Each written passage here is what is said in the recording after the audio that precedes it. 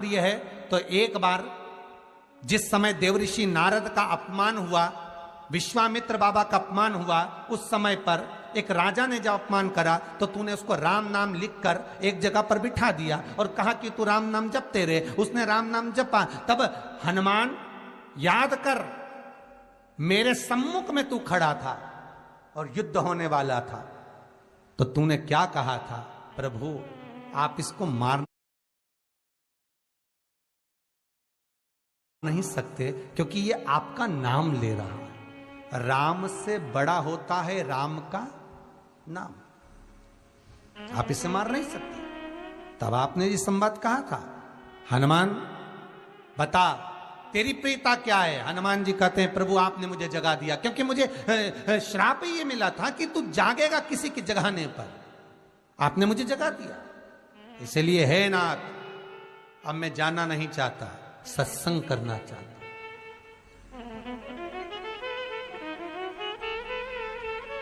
श्री राम जी का चरित्र है। अब मैं सत्संग करूंगा, भजन करूंगा, नाम जाप करूंगा। पर राम जी जानते हैं हनुमान से कहा, हनुमान मेरा जाने का समय आ गया, मुझे तो जाना पड़ेगा ना। सीता पृथ्वी में चली गई, मुझे भी जाना है। मैं सरयू के जल में अपने प्राणों को त्यागूंगा, मानव का शरीर है इसको त्यागना तो पड़ेगा ना हनुमान। हनुमान जी बोले तो त्याग दो, त्यागने में क्या दिक्कत है, त्यागो आप तो। पर दिक्कत एक बहुत बड़ी है। तो राम जी ने जैसी कहा दिक्कत बहुत बड़ी है, तो हनुमान जी पूछे ऐसी कौन सी दिक्कत है? हनुमान जी के शब्द सुने तो राम जी बोले, जब जिस समय पर तुम सूर्य को निगल गए थे, इंद्र को क्रोध आया था और इंद्र ने तुम पर वज्र का जब प्रहार करा था, जब वज्र का प्रहार इंद्र ने करा तब तुम्हारा नाम हनुमान हुआ। तब सारे देवी देवताओं ने तुम्हें वर प्रदान करा। उस जगह पर यमराज भी खड़ा था, तो यमराज ने तुम्हें वर दिया था कि जहां हनुमान होगा वहां यमराज नहीं होगा। अब दिक्कत यह है कि मुझे प्राण त्यागना है और तू मुझे 1 मिनट के लिए नहीं छोड़े तो यमराज आएगा कैसे? दिक्कत वहां अड़ी पड़ी है।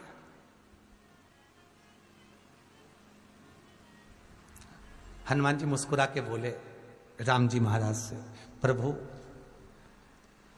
मैं आपके बिना रह नहीं सकता। तो राम जी बोले मैं भी जानता हूं कि तू मेरे बिना नहीं रह सकता, पर एक काम तो कर सकता है ना। क्या? मैं अगर कोई काम बताऊंगा तो तू करेगा कि नहीं करेगा? हनुमान जी बोले आपका काम और मैं ना करूं, ऐसा कभी हुआ है? जरूर करूंगा। ठीक है। बस अब राम जी महाराज ने सोच लिया कि हनुमान को जाने से पहले काम पर लगाना। अब वो कौन सा काम था? बोलो रे भाई।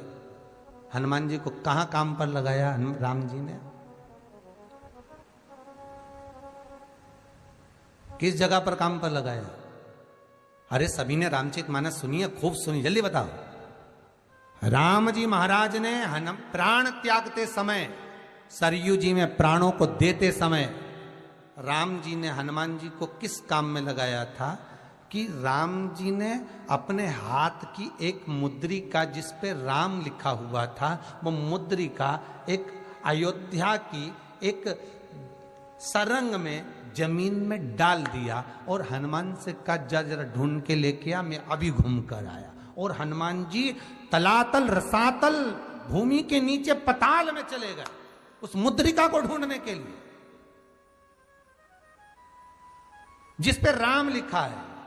और हनुमान जी पूछते भी जा रहे राम कहाँ है? राम की मुद्रिका पड़ी थी, राम की अंगूठी है। अब राम का ही सत्संग करते करते जा रहे और राम जी चले गए सरयू, क्योंकि हनुमान अगर होगा तो यमराज नहीं आ सकता। हनुमान को यहां से हटाना पड़ेगा तब यमराज लेने के लिए आ सकता, तब यम आए। और क्योंकि यम अपने नियम को धारण करेगा, चाहे कृष्ण हो चाहे राम। केवल एक दीवार ऐसी होती है जहां पर हनुमान जी का चित्र लगाया जाता है। चाहे तुम पर्वत उठाने वाला चित्र लगाओ हनुमान जी का, चाहे बैठे हुए लगाओ, चाहे रामायण पढ़ने वाला लगाओ, चाहे लंका दहन करने वाला लगाओ, चाहे राम नाम जपने वाला लगाओ, चाहे लक्ष्मण को संजीवनी देने वाला लगाओ, चाहे मौन मुद्रा में लगा दो, चाहे स्तुति में लगा दो, चाहे भजन में लगा दो। हनुमान जी का कोई भी चित्र लगता है तो ना पूरब में लगेगा, ना पश्चिम में लगेगा, ना दक्षिण में लगेगा। हनुमान जी का अगर चित्र लगता है तो उत्तर की दीवार में दक्षिण को देखते हुए लगता है, केवल एक ही स्थान।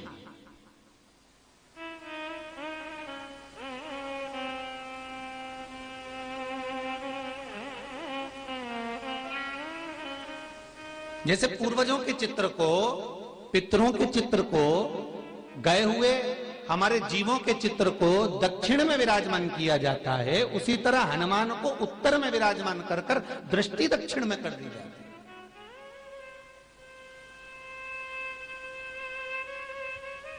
घर में हनुमान जी के जितने फोटो होते हैं उसको केवल दक्षिण दिशा में लगा, उत्तर दिशा में लगा बिठाते थे, और दक्षिण की ओर उनकी दृष्टि होना चाहिए, दक्षिण की ओर उनका मुख होना चाहिए।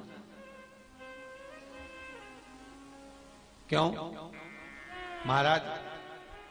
अगर व्यक्ति के जीवन में कोई बीमारी आने वाली है, व्यक्ति के जीवन में कोई रोग आने वाला है, व्यक्ति के जीवन में अगर कोई कष्ट आने वाला है, व्यक्ति के जीवन में अगर कोई परेशानी आने वाली है, व्यक्ति के जीवन में कोई एक्सीडेंट का योग भी बनने वाला है, तो शास्त्र कहता है वो दिशा दक्षिण से ही बनता है।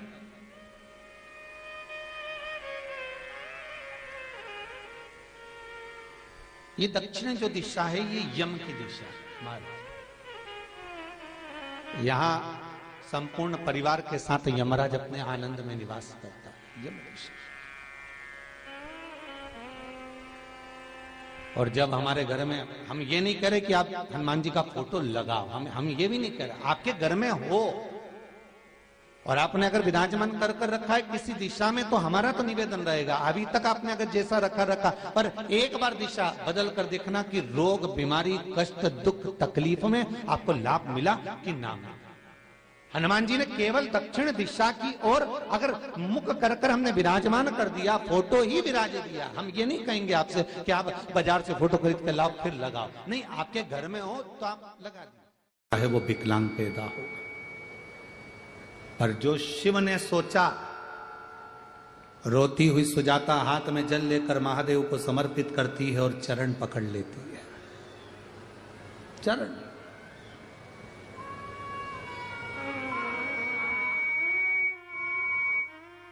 चरण पकड़े सुजाता।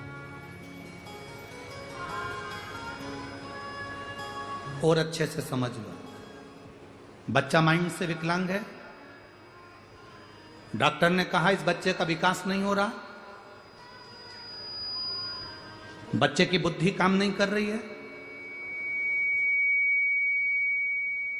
बच्चे का शरीर काम नहीं कर रहा है, कहीं हाथ, कहीं पैर में कहीं तकलीफ हो रही है, बच्चे का विकास नहीं हो रहा, 4 साल का हो गया, 5 साल का हो गया, 6 साल का हो गया, बुद्धि काम, तो उस जगह पर भी आप बच्चे से कहोगे ना, बेटा शिव जी को जल चढ़ाने जा रहे हो ना, तो ये जो 2 चरण है ना जहां से पानी बहता है वहां स्पर्श कर कर आया करो और पानी पिया करो चढ़ाने के बाद।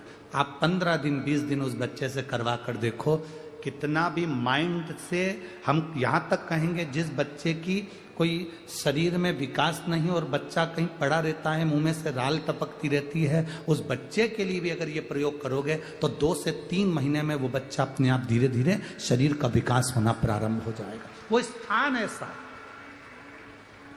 वो जगह ऐसी है, वो जगह की मूलता, उस जगह की महत्ता। बोल बम का नारा है, अच्छे जम के बोलो जरा, बोल बम का नारा है, उस स्थान की मूलता बढ़ जाती है, उस स्थान की मूलता। अब सुजाता रो रही है, शिव जी के चरण पकड़ लिए सुजाता, दबा रही है चरण। जल चढ़ाने के बाद जो चरण दबाया, रोती रोती कह रही है, मेरे पति ने मुझे श्राप दिया है, तेरे गर्भ में जो बच्चा होगा वो विकलांग पैदा होगा, तेरे गर्भ में जो बच्चा है वो विकलांग होगा, मेरा श्राप है, इसके गर्भ में जो बच्चा है वो विकलांग होगा।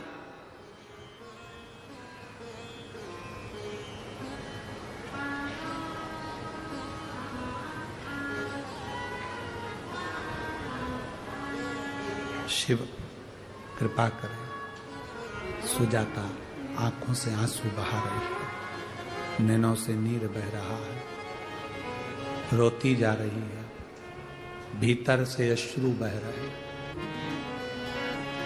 बाबा देवादिदेव महादेव सुजाता के सामने प्रकट होकर, क्यों रो रही है? तेरे पति ने तुझे श्राप दिया, तेरा बच्चा विकलांग होगा, इसलिए चिंता मत कर,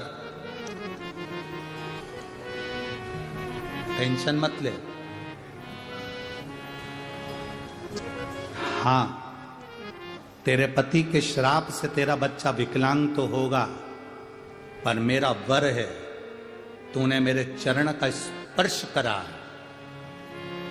रोज जल चढ़ाने के बाद तू मेरे चरण को स्पर्श करती है, इसलिए तेरा जो गर्भ में बच्चा होगा वो भले विकलांग होगा, पर संपूर्ण विश्व का कल्याण करने वाला पैदा होगा।